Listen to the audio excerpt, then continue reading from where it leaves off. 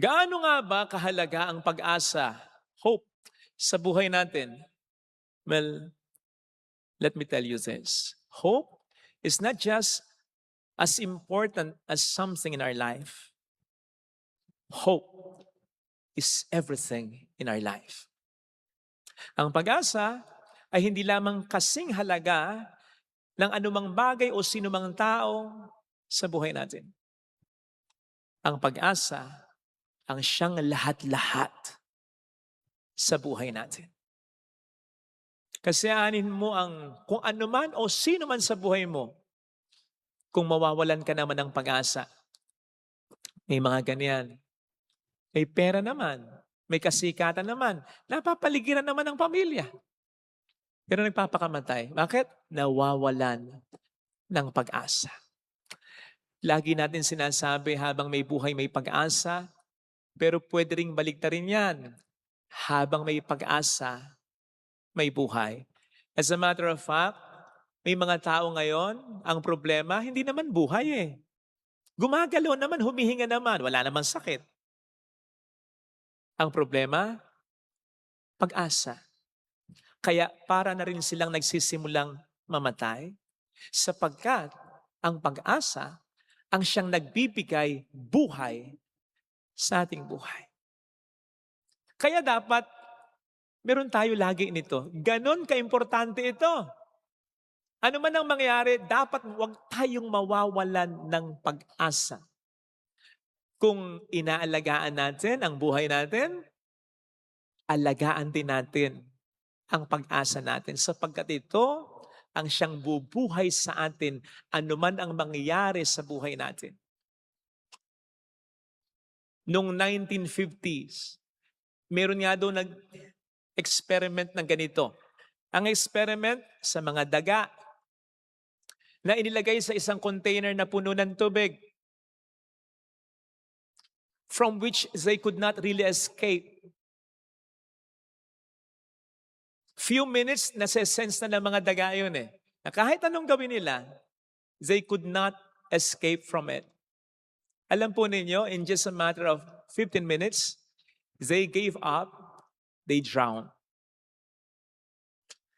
Pangalawang eksperimento, ganun pa rin ang setting. Doon pa rin yung container from which the rats could not escape. Kaya lang sa pangalawang experiment, meron ng variation. Nang makita ng mga nag-eksperimentong doktor noon na mag-give up na, malulunod na, kasi nararamdaman ng mga daga, wala na talaga ito. Hindi na makatatakas pa. Yung at the brink of giving up, at the brink of drowning, inahon nila yung mga daga.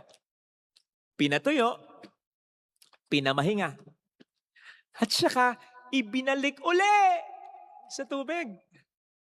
Alam po ninyo kung gaano ang tinagal ng mga dagang ito sa pangalawang eksperimento kumpara sa mga naunang 15 minutes lang ay bumigay na 60 to 81 hours.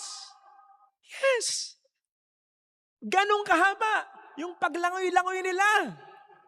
Ganon kahabang oras ang tinagal nila. Ano ang sekreto? Yung pagsagip sa kanila noong una. Yun ang wala mang isip, nagbigay sa kanila ng pag-asa. Kaya langoy pa rin sila ng langoy kasi umaasa sila, sasagipin uli sila. That kept them going. Siguro ito yung mga dagang habang lumalangoy, hindi nawawala ng pag-asa. Kasi nga, umaasa sila, sasagipin uli sila. Baka kumakanta pa sila. Wag mong isipin yan, my friend. Away ng tao at dagay magdidien. Alala niyo ba yun? So, yun ang sikreto. Ganon kahalaga ang pag-asa. Hope keeps us going in life. Kasi ang pag-asa, ang siyang nagsasabi sa atin, okay lang yan, go lang. Huwag kang mag-alala.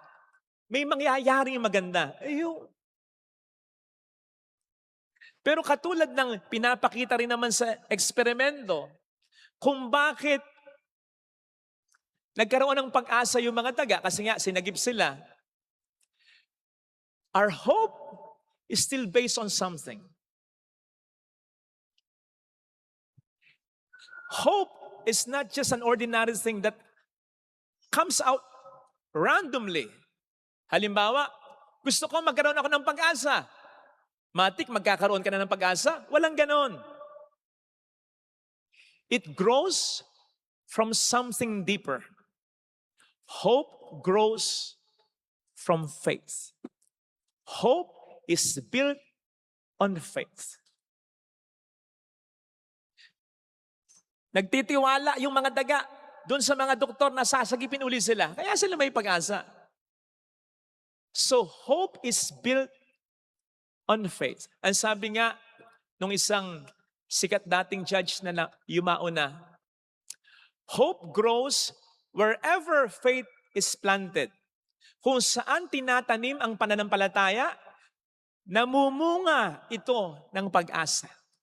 So kung walang pananampalataya, walang pag-asa. Tingnan po ninyo sa mabuting balita. Nawala ng pag-asa ang mga disipulo ni Kristo. Bakit? Kasi nawalan sila ng pananampalataya. Yan yun. Sabi nila dito, but we were hoping. Past tense. Hindi sinabing, but we are hoping. May mangyayari pa. No. Past tense. We were hoping that He would be the one to redeem Israel. Then sabi nila, patungkol pa rin kay Jesus, who was a prophet. Was, past tense na naman. A prophet. Ordinaryong propeta lang. Hindi sinabing, He is the prophet. The prophet. He is the prophet. Nakita nyo? Bumaba talaga ang pananampalataya nila kay Kristo. At sa pagsalsad ng kanilang pananampalataya, sumadsad din, nawala din ang kanilang pag-asa. Kaya kung aalagaan natin ang pag-asa natin, alagaan natin unang-una ang pananampalataya natin. Patatagin natin. Palalimin natin. Payabungin natin. Isipin po ninyo, yung pananampalataya ng mga disipulo, okay naman eh. Tama naman. Sabi nila dito, who was a prophet, mighty in deed and word, before God and all the people. Siya isang propeta makapangyarihan sa salita at sa gawa, sa harap ng Diyos at ng mga tao. Tama lahat ng ito. Tama yung pananampalataya nila, pero kulang. Kulang na kulang. Ano sabi ni Jesus sa kanila? Ano't hindi nyo mapaniwalaan ang lahat ng sinasabi ng mga propeta tungkol sa akin. At anong sabi dito? He interpreted to them what referred to Him in all the scriptures. Ipinaliwanag niya sa kanila ang lahat ng sinasabi ng banal na kasulatan tungkol sa Kanya. Bakit lahat? Yun nga kaya nga kulang ang pananampalataya ng mga alagad. Hindi malalim, hindi solid. Bagamat tama naman.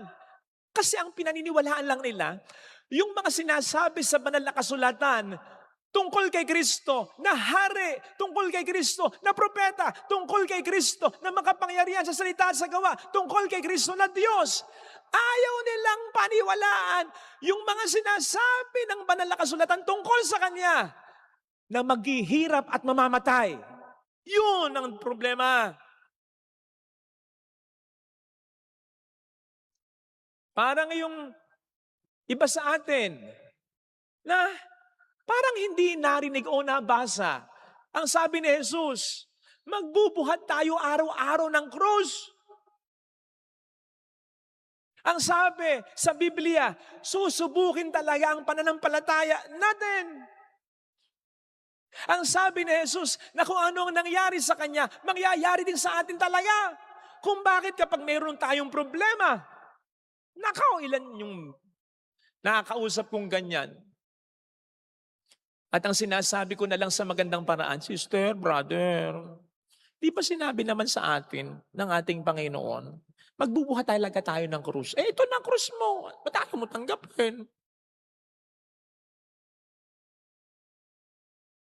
Hindi po yan ang pagpapalalim. Hindi po yan ang pagpapatatag. Hindi po yan ang pag-aalaga ng pananampalataya. Pagpatay yan ng pananampalataya. Sapagkat alam naman natin, hindi mangyayari na mawawalan tayo ng problema.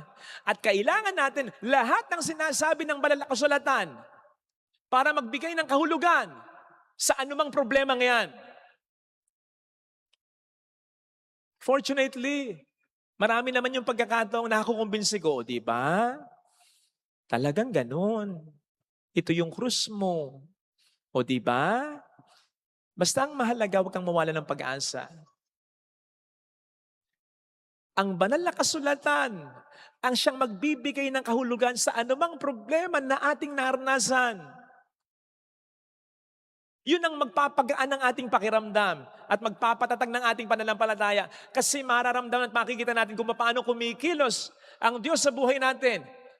Diba? Isa sa mga nagpapatatag ng pananampalataya ninyo, kapag naiko-connecta ng pare ang Biblia sa buhay ninyo na parang kayo ang kinakausap.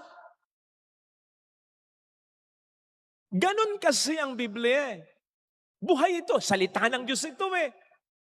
So napakalaki ng responsibilidad ng pare na kapag humarap sa inyo, hindi siya basta magkwento, hindi ba siya magpa-cute, kundi sabihin talaga anong sinasabing mensahe.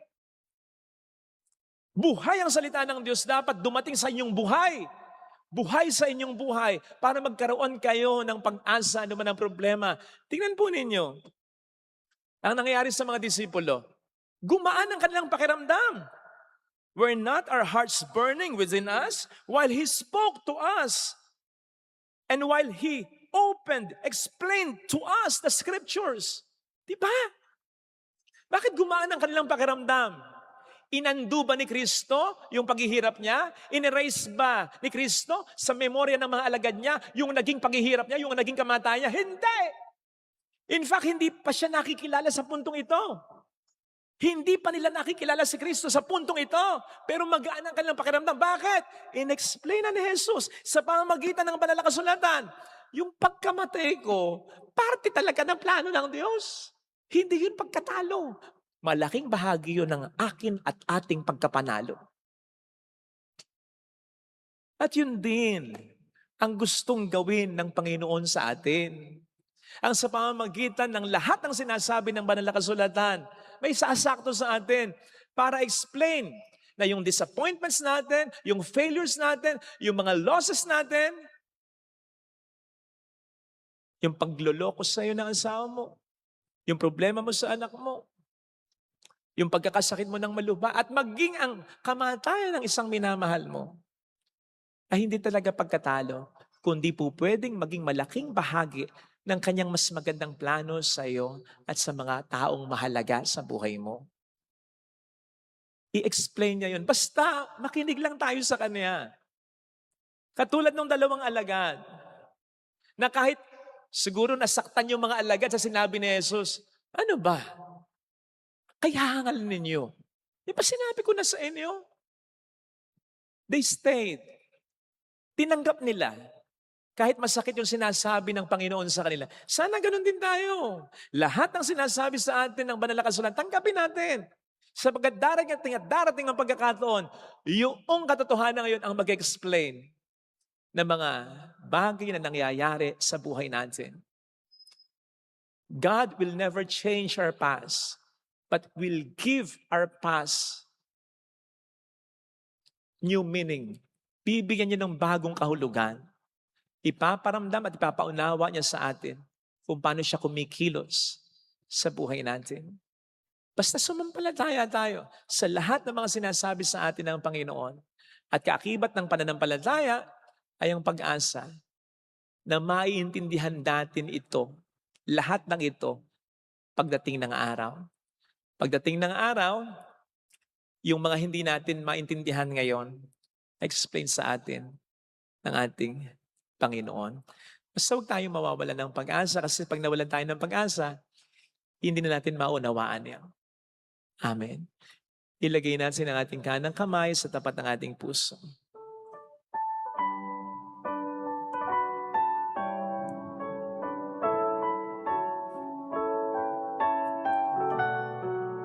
Alam kong may magagawa ang Diyos. Sabi sa Bible, He will wipe away our tears. Alam kong may papahira niya ang mga luha mo. Alam kong may magagawa ang Diyos kasi ipapaunawa niya ang lahat sa iyo. Hindi ka niya iniwan, hindi ka niya pinabayaan. Wala siyang kinalaman sa mga pangit na nangyari sa buhay mo. But you will realize He was always with you. Katulad ng dalawang alagad, palayo kay Kristo, pero sila ay nilapitan ni Kristo. Alam kong diringgin ng Diyos ang samo ko kasi hindi siya lalayo sa iyo. Kahit pa lumayo ka sa Kanya, hanggat nabubuhay ka, alam kong diringgin ng Diyos. Lalapit at lalapit siya sa iyo. Lalo na sa panahon na ikaw ay litong-litong.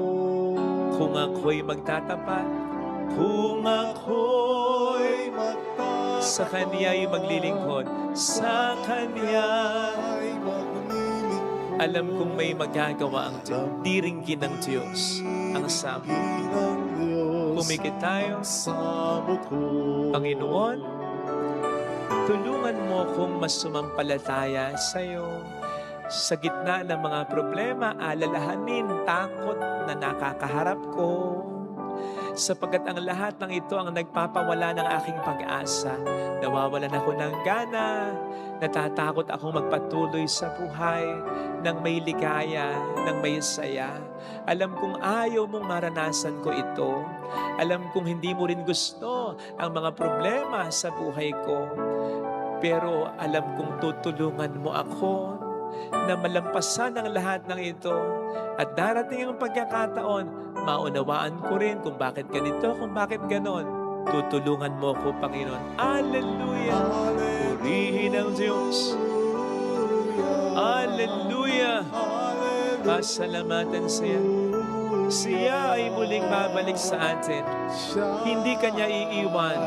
Hindi Kanya pababayaan. Paniwalaan mo yan. Hallelujah! Tama, naintindihan ko. Gusto mong maintindihan. Pero sadyang komplikado. Sadyang sanga-sanga na. Sadyang napakarami na involved na mga tao. Basta ang mahalaga, naiintindihan ng Diyos para sa iyo. Mayroong magandang mangyayari sa iyo. Higit pa sa inaasahan. Sapagkat mahal ka ng Diyos, pakatandaan. Kung lalapit ka kay Jesus, maaaring matagal, maaaring maging mahirap, pero magiging maayos din ang lahat. Mayroong magandang mangyayari sa iyo.